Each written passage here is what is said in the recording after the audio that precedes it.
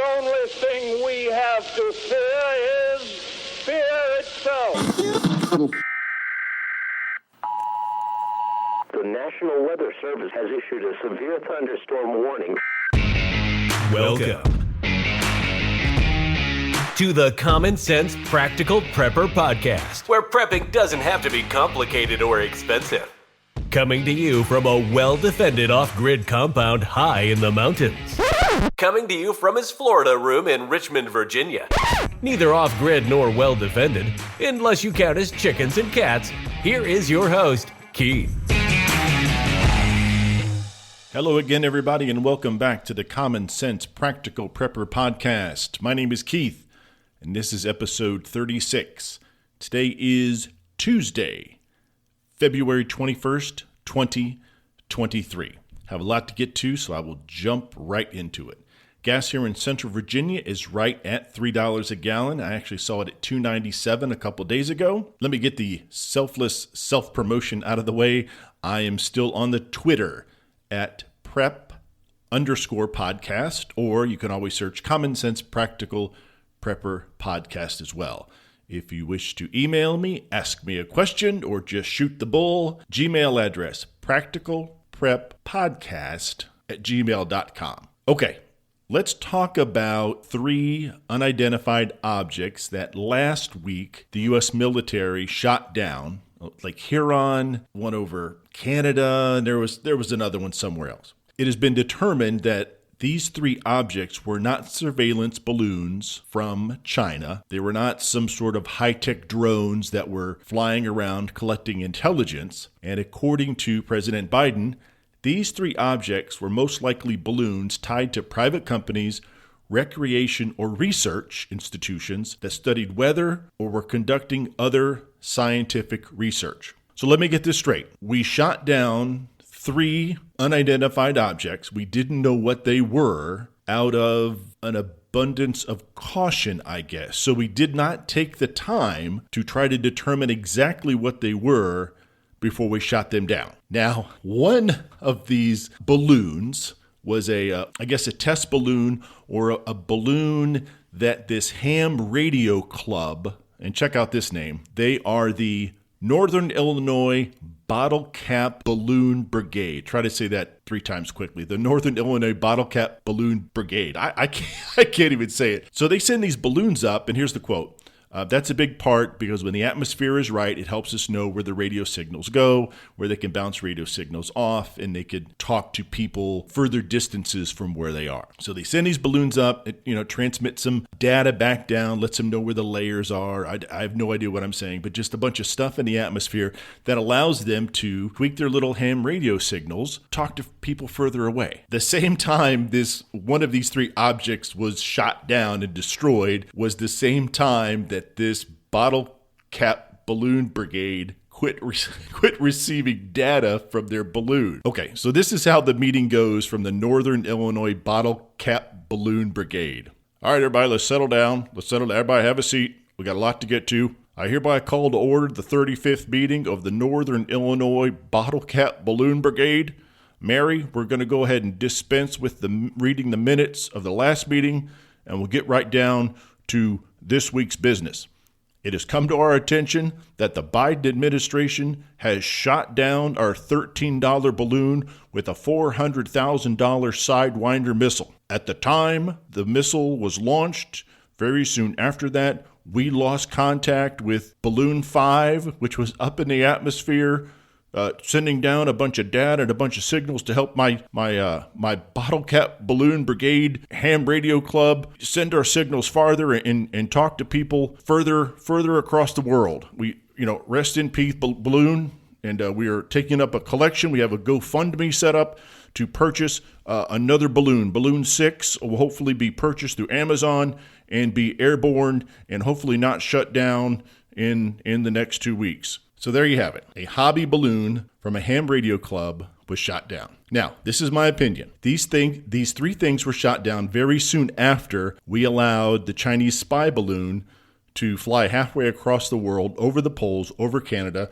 over the United States, and off the coast of South Carolina before we shot it down. We were initially told that we did not detect the Chinese spy balloon until it was somewhere over Canada. And then we heard, well, we kind of picked it up over the Aleutian Oceans. There's only one Aleutian Ocean, the Aleutian Ocean. And then we find out that the government has been tracking that balloon, or had been tracking that balloon since it was launched from China however many weeks ago. So the government lied to us. I know that comes as a shock to a lot of people. So my opinion is they found 3 things floating around up there and shot them down as kind of a distraction to say, hey, look at me. We're really serious now. Anything we see floating around, we're just going to shoot it out of the sky, regardless of what it is. Your weather balloons and all your other stuff is not safe, because if we see it, we're going to shoot it down regardless. So again, I believe that was just a distraction to say we're trying to do something. I always say doing something is better than nothing, but in this instance,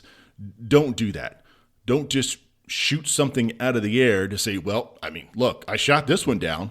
I don't know what it was, but I shot it down. I didn't allow this thing that I didn't know what it was to travel across the United States and do something that I didn't know it was going to do. I took proactive action, and I just shot the thing out of the sky. No idea what it was or what it was doing, but look what I did. I didn't wait for it to get over a missile base or an Air Force base in Montana. I just shot the thing down. So now this ham radio bottle cap balloon brigade, they need to purchase a new balloon. Talk about Russia and Ukraine very, very briefly. Everybody knows my position. I believe we have sent more than $15 bajillion over to Ukraine. I believe that the Ukrainian government is just as corrupt as other governments. And I believe a lot of this munitions and material that we are sending is not doing the job it's supposed to do. And I have a sneaking suspicion that a lot of it is not actually reaching the hands of the soldiers that it's intended for.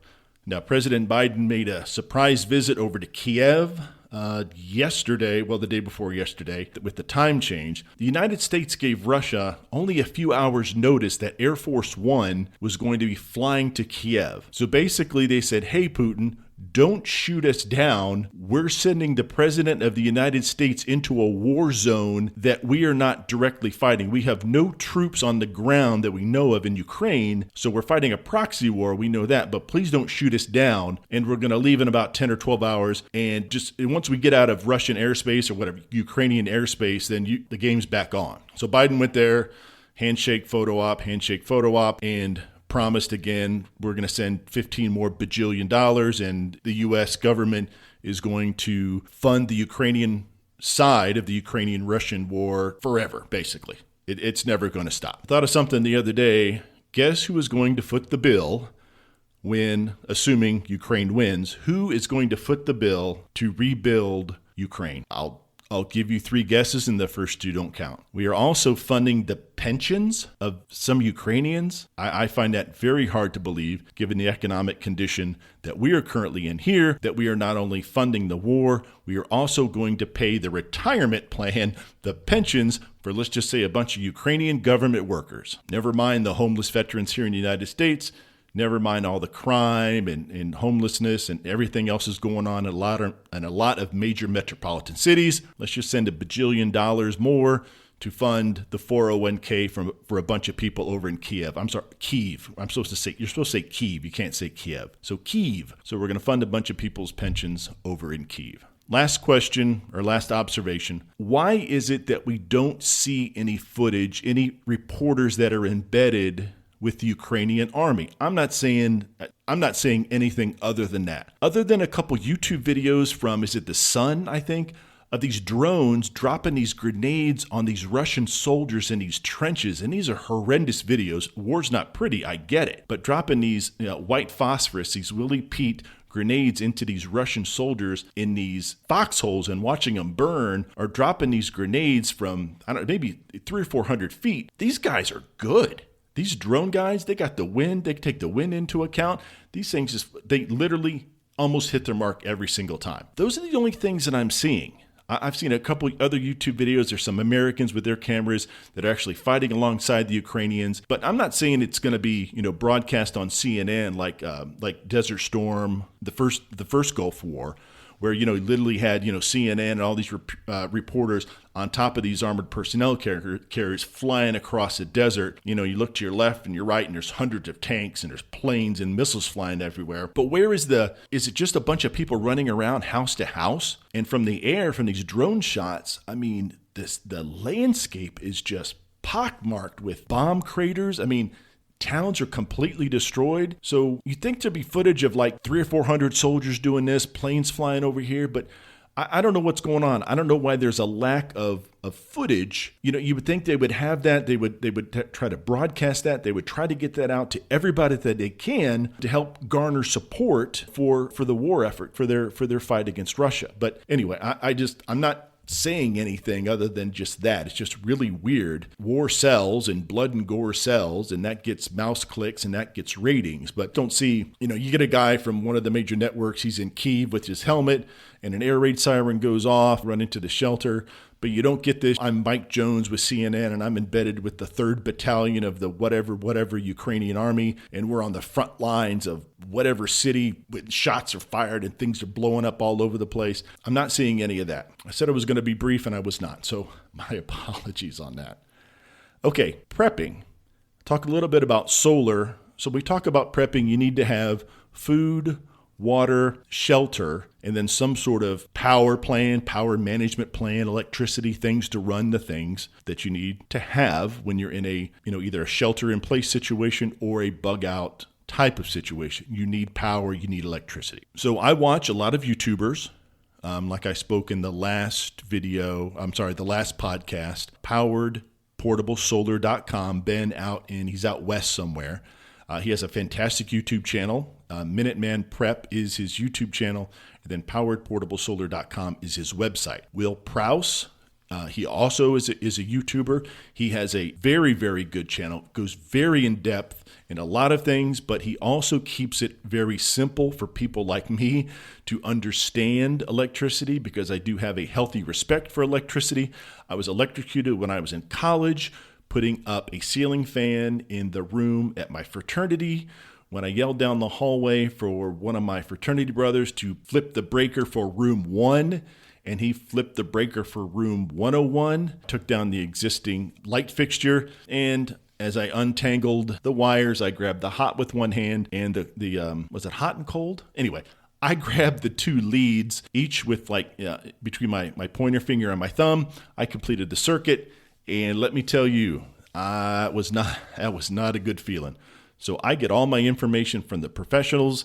And to this day, I'm not saying I get paranoid every time I flip on a light switch. Very healthy respect for electricity. So I watched YouTube videos and read up a lot of things on the internet. So when it comes to power and the power plan that I guess I'm working on right now, I know I've spoken before. I have a small Jackery little battery bank, and it's very, very small. And very portable. And the large power management system that I have is an EcoFlow Delta Pro and an extra battery, a Delta Pro extra battery that are connected together. Now, if you connect 2 EcoFlow Delta Pros together with one of their cable bridges, that puts out 240 volts at 30 amps. So you can run a lot of things in your home, probably the exception if you have a large HVAC system. You won't be able to run that because that's going to pull more than 30 amps. But fridge, freezer, lights, computers, internet, hair dryers, it's going to be able to basically power your house. And if you have 2 EcoFlow Delta Pros and then an extra battery on each end, that is what, 7, 10, I think that's 13, almost 14 kilowatts of power when fully charged.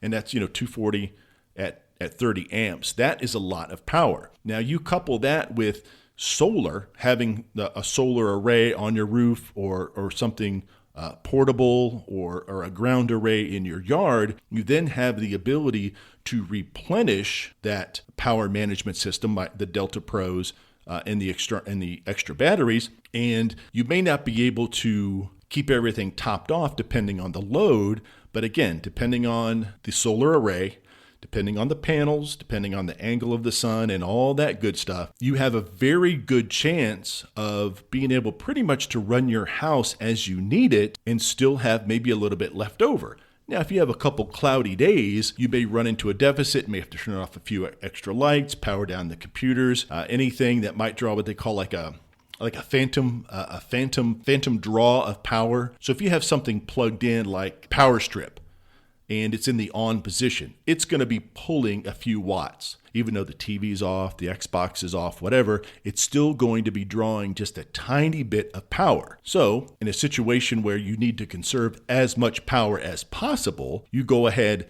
and I would just unplug the power strip. If you don't need anything that it's connected to be running, just pull it out of the wall.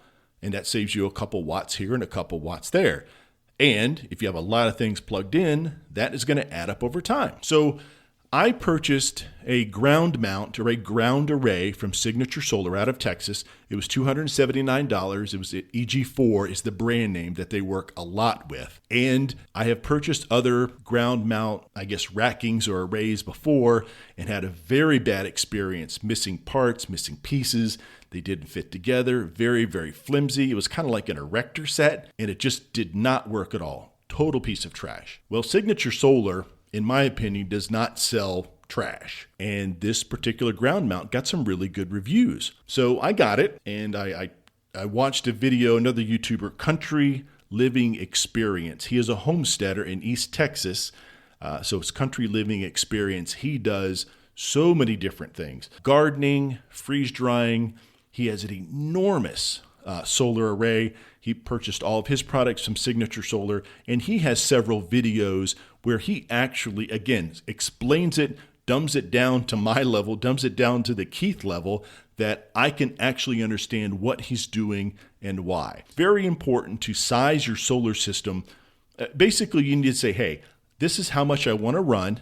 I want to run it off and on. I want to run it all the time. I want my house to run during a grid down situation exactly as it exists right now. So I need a power management system and the solar panels and the ability to replenish it, and you can size it that way. If that's what you want to do, then that's how you need to size your system. He has an enormous array that I think cost him about $15,000 or $16,000 if I remember correctly. However, he lives not very far from Signature Solar in Texas, and he has the ability of skipping shipping costs altogether. I'm in Virginia. That adds up pretty quick, especially if I'm purchasing some batteries, a pallet of solar panels. That can add up really, really quick. Potentially could be cost prohibitive. Let me use my mouth words. It could potentially be cost prohibitive for me to purchase these things. So I get the ground mount, and now I need the panels. Well, again, back to Signature Solar, they don't sell one panel at a time. I'll have two, I need three. The minimum amount of panels that Signature Solar will sell is 10. Smallest amount. Now, they will sell a couple singles here and there, but they don't guarantee that they're going to arrive in one piece. So if you purchase 10 and they're going to go ahead and ship them to you, if they're broken, they're going to replace those. If you want less than 10, they'll do it, but they don't guarantee that when they show up, they're not going to be broken. Because again, it's glass. It's the way they package everything and wrap these things on the pallets to help ensure that it's going to get to you in one piece. So I talk with them and I'm like, man, is it really going to be worth ordering 4 and 5, taking a chance? They won't replace them. They'll give you a store credit, but that means the panel's broken and you still need another one. So I searched on Craigslist and I found a gentleman about 30 minutes from my house, one county over. He has a contracting business. And what he does on the side is he purchases panels from a wholesaler from solar farms that are either being taken down, panels are switched out, schools, businesses are upgrading their panels. And depending on the panel that you get, some of these are good for, 15, 20, 30 years. There's some very nice panels out there. Now, over time, they will degrade a little bit, but for the most part, if you get a used panel that's 3, 4, 5 years old, you're still going to get the vast majority of the wattage that it's supposed to draw out of that particular panel. So this gentleman has just pallets and pallets of panels, and I went to his warehouse and I purchased 4 that were 290 watts. They're 290s. Excellent shape. A couple cosmetic scratches and scuffs, but in very, very good shape. So I purchased those 4. I got them home. I set them up a couple days after that. Just a really bad angle, low winter sun. And I was pulling 250 and 260 out of each of these panels with really actually, I didn't get the angle where I needed it to be. I just set them up to see how well they would do. Did absolutely fantastic. So they were 290s, and I was pulling 240, 245, 250 with a lot of these. So one thing you need to remember when you're talking about solar panels, you need to basically look at what's called the open circuit voltage. That is very key. Now, there's a whole lot of things you have to worry about when you're sizing. What size batteries? What size inverter? Am I going to get an all-in-one system, an inverter, charger? There's a million different combinations out there. So again, do your research. Go to YouTube. Will Prowse and several of these other YouTubers do a fantastic job. They have websites that complement their YouTube channels, and they do very, very, very, very good job. Speak to a friend, get on the internet, and read some of the manuals. So my EcoFlow Delta Pro, the maximum voltage is 160 volts. So solar input, it will take 1600 watts, but the limit for voltage is 160. These panels, I'll just make it simple. These panels, their open circuit voltage is 40 volts. 4 panels at 40 is 160. You don't want to exceed, especially with the EcoFlow Delta Pro, you don't want to exceed 160. You have a chance of damaging that unit if you're putting in more volts, not watts, more volts than it can really handle. You can damage it. Now, let's just say that 290s, they're 300s. So in a perfect situation, perfect angle, perfect sun, no shading, and they're brand new panels, you're going to get 4 times 3, that's 1200. So I'm still well below the 1600. However, you got to be very, very careful about exceeding, in this case, 160. Now, if you go to Ben's channel, Minuteman Prep, 4 videos ago, he actually shows you how to measure the open circuit voltage as it's coming from the panels, not when it's under load, because that's a little bit different, when it's actually just coming right out of the panels.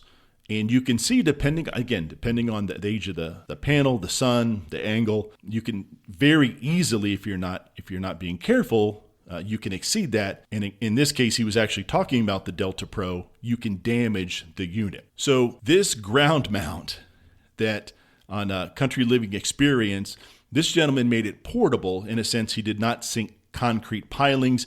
He basically used a lot of, he had some 4x4s by 16s. He put some little outriggers on it. And that's what I wanted to do. I truly wanted to make it more portable because I do have some shade in my yard, and I really love my shade trees because they cover the Florida room, and it makes the Florida room so nice to sit in the summer. Plus, I like grabbing a lawn chair and sitting in the shade in my backyard. So I am not going to take my trees down for the sake of putting solar panels in my backyard or on my roof. So I wanted to make this kind of portable. I quickly learned that a 4x4x16 pressure treated weighs a ton. And I realized that this was not going to be portable in a sense that I couldn't hook a chain up to it and drag it across the yard with my lawnmower to get it in a better position. So everything is ready to go. I'm ready to mount the panels, but I'm actually going to take it outside first. What I want to do is purchase some heavy-duty casters, heavy-duty wheels on Amazon. They're 8-inch and they're heavy rubber, like little knobby tires. And I'm going to try to get enough of these so I can maneuver it and keep it off the ground. And it's still going to be very cumbersome, but I'm going to go ahead and give that a shot. Now, if the wheels don't work, I'm going to find the best spot for this thing come early spring, and it's just where it's going to live. The next step, which I'll talk about in the next video, is actually getting an electrician in and how I'm going to connect the EcoFlow Delta Pro to my home panel. There's ways to do that. Several video. Ben's got a video at Minuteman Prep. All your YouTubers that talk about solar, off-grid, and grid tie situations on how they take their batteries, their power management system, and how they tie it to their home. If you have a grid tie situation and the power goes out, what do you do? What type of connections, what type of cables do you have that marries your battery bank, your power management system sitting in your garage, let's say. How does that tie to your home panel? And is it 120, 240? Can you run everything? Do you have to, hit the lockout switch, I guess you call it, and you have to pick and choose what you want? Well, here's the fridge, click. Here's the Florida room lights, click. Here's my internet, click. And you can pick and choose as long as you don't exceed the amount of wattage that your unit will be able to provide. Because if you max that out, you flip something, you might trip a breaker, or basically your power management system is going to say, hey, I can't give you that much power. You're going to have to turn a few things off. And again, the Delta Pro 240 at 30 amps, you can run pretty much everything with the exception of your large HVAC units. So next video, I'll talk a little bit about some of the cables and everything I'm going to get together and get an electrician, get a quote, and see how much that costs. Now, I also have a very large generator, and I'm kind of debating on, I could maybe do a dual purpose thing. I'll get the plug set up, and the Delta Pro is a 30 amp RV plug, and then I think the generator has the same thing. So I think I might have the ability of trading them off and on, go solar. And in the event that starts to deplete, I certainly have the ability at that point to plug in the generator to the house and continue to run. I then let the solar do its job, or I can plug the Delta Pro into my generator and not only provide power to the house, but go ahead and replenish my battery banks with my Delta Pros, assuming, bad weather, very overcast days. But the great thing about these 290s and in your larger commercial panels, even on overcast days, these things are going to grab some sun, and you'd really be surprised. Now, in the winter, you need to be careful because you can easily exceed on a new panel. You can exceed the wattage, which is fine, but you can also, with that, you also potentially exceed the open circuit voltage. Opposite in the summer, when solar panels get super, super warm, super hot, and they can easily reach 150, 160 degrees on the surface of these, it's kind of the opposite. You'll get a lower open circuit voltage, and in, also relative to the lower wattage that it's putting out. And of course, there's probably a sweet spot somewhere, 60, 70 degrees, but super, super cold, they're going to overperform. So be careful. And then when it's super, super hot, they're going to underperform. So you don't necessarily want to add a bunch of panels to compensate for that. You always have to keep in mind of your open circuit voltage. Okay, folks, thank you so much for stopping by. Again, this is episode 36. And again, every week I check the metrics several times. Every day when I check, more and more people are tuning in, more and more people are downloading. More and more cities, more and more countries. I am absolutely over the moon that you guys decide to take 30, 35 minutes out of your very busy schedule to listen to me ramble on about a bunch of stuff and what I'm trying to do here. And again, my prepping is pretty much a hedge against inflation. I'm not preparing for the zombie apocalypse. We got World War III around the corner and it ends up being a nuclear war. Then I'm pretty much toast anyway. I'm 80 miles from the Norfolk Naval Base, and I'm 90 miles from Washington, D.C. So between the two, it probably won't be a pretty sight. But again, folks, thanks for stopping by. And always, be safe out there. Take care of one another. And until next time. Thanks for listening to the Common Sense Practical Prepper Podcast. Be sure to subscribe so you don't miss an episode. While you're at it, help spread the word by leaving a rating and review.